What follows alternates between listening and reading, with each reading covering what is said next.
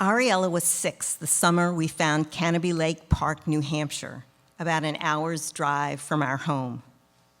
We hit the games section first. Ring fling, milk jugs, shoot the ducks, pyramids of stuffed animals. My husband was good at the games. His arms were so long, he could practically reach out and put the ring right on the bottleneck. People approached Ariella and handed her their winnings. I hated that they might be giving her something out of pity. But what did they see?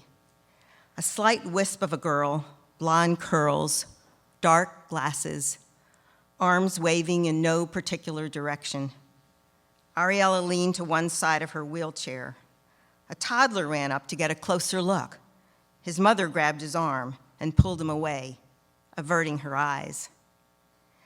Ariella's eyes fixed on Parada, a ride not in the kiddie section. It required teamwork. As we approached the pirate ship, the smiling attendant, a sun-tanned, up with America teenager, pointed to a tall placard marked off in inches.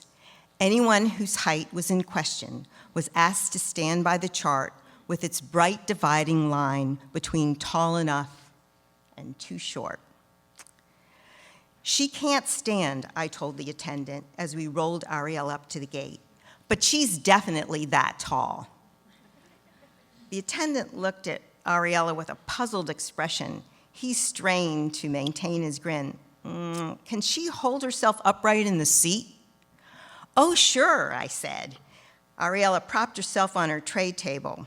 Trunk supports attached to her wheelchair kept her from falling over on her side. She was looking past the attendant at the huge Spanish galleon swinging behind him. Well, I'm not supposed to let anyone on without... I could tell the attendant was new at this. His insecurity fueled my fabrication. Look, I said, we've been here before, and she's been on this ride lots of times. Are you sure? The attendant kept one hand on the gate. It was hot. Sweat beads appeared around his temples. Oh, yes, I said, grinning back, the screams from another ride nearly drowning out my answer. Several families lined up behind us, the air filled with impatience. Then Gary stepped forward. In a quick, swinging motion, he grabbed Ariella up out of her chair and lifted her high into his arms. The two of them towered over the attendant. Gary didn't hesitate. He pushed past the gate. I scrambled behind, leaving the attendant to the people who pressed their bodies toward him.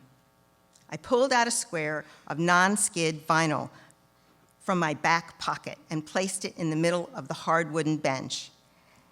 Gary positioned Ariella on the tacky material.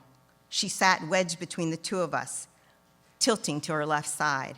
I pulled the seatbelt tight, harnessing us together. Did you get that as tight as it can go? Gary looked down at the belt. Yes, yes. Do you have a good grip on her? I said. With one hand, Gary reached around her back and braced her torso. With his other hand, he held on to the safety bar. I wrapped my left arm around her head and under her chin, and then I grabbed the bar with my right hand, and I put my left leg over both of hers. Other passengers boarded. The ride was full. The open ship started to move, swinging back and forth, side to side, like a huge pendulum.